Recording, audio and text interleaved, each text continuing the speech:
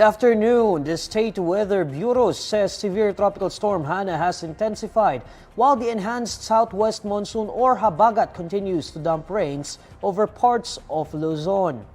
The Philippine Atmospheric, Geophysical and Astronomical Services Administration says Hanna was last spotted 1,160 kilometers east of extreme northern Luzon.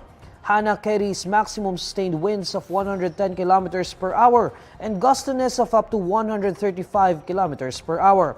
Super Typhoon Goring outside the Philippine area of responsibility and severe Tropical Storm Hanna continue to enhance the habagat, bringing rains over northern Luzon, central Luzon, and portions of southern Luzon and western Visayas. Hanna is seen to exit the Philippine area of responsibility on Thursday. Heavy rain leaves several roads in Metro Manila flooded Thursday morning. The Metropolitan Manila Development Authority says it received reports of flooding along several roads in Metro Manila. As of 10 a.m., floods were reported in the city of Manila, specifically along Pedro Hill Street, Carino Avenue, España Boulevard, Lacson Intersection, España Boulevard, Antipolo Street, Calao Avenue, Rojas Boulevard, and Quiricada Street corner, Abad Santos Avenue.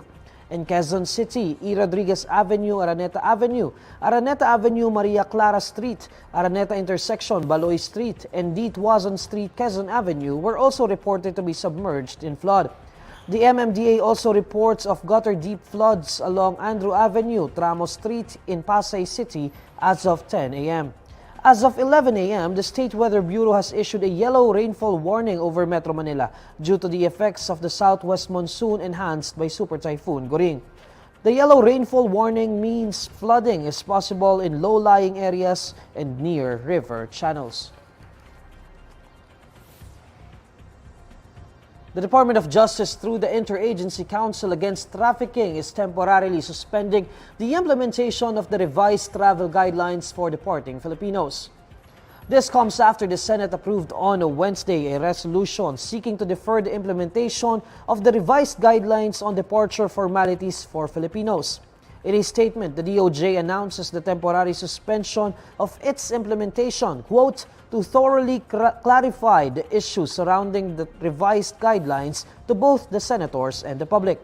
The IACAT previously approved and published the revised departure guidelines, which aims to combat human trafficking. But the revised guidelines were met with criticisms as it would require Filipinos to present more documents and comply with stricter travel regulations. According to the DOJ, however, the revisions were not intended to burden the general public, but rather to enhance the overall experience of departing passengers. It adds that the revised guidelines were meant to streamline departure procedures, ensuring a more efficient and secure process for all individuals traveling abroad. The Justice Department says the guidelines aim to strike a balance between national security and facilitation of smooth and efficient travel.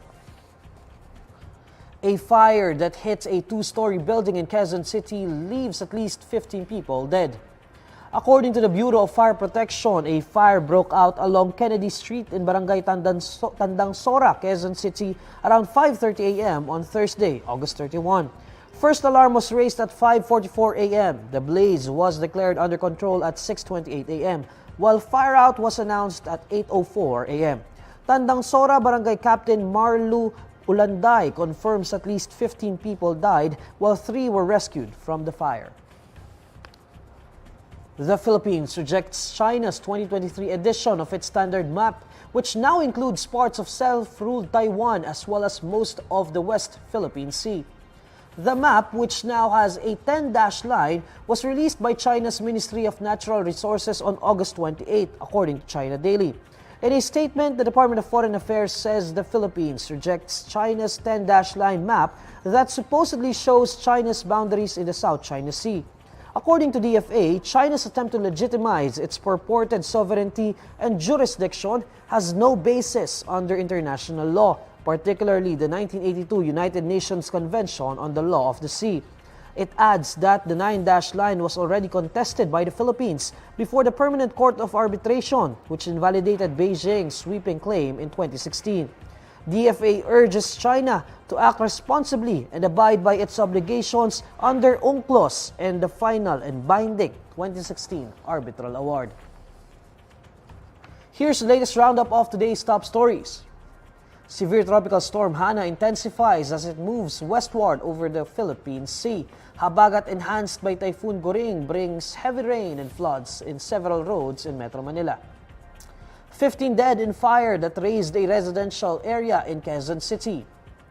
And the Department of Justice and Interagency Council Against Trafficking temporarily suspends implementation of revised travel guidelines for Filipinos. And these are the stories you need to know today. I'm Neil Mercado. Follow INQUIRER.net on Facebook, Twitter, YouTube, TikTok, Instagram, and Reddit. For more stories, visit INQUIRER.net. Good afternoon.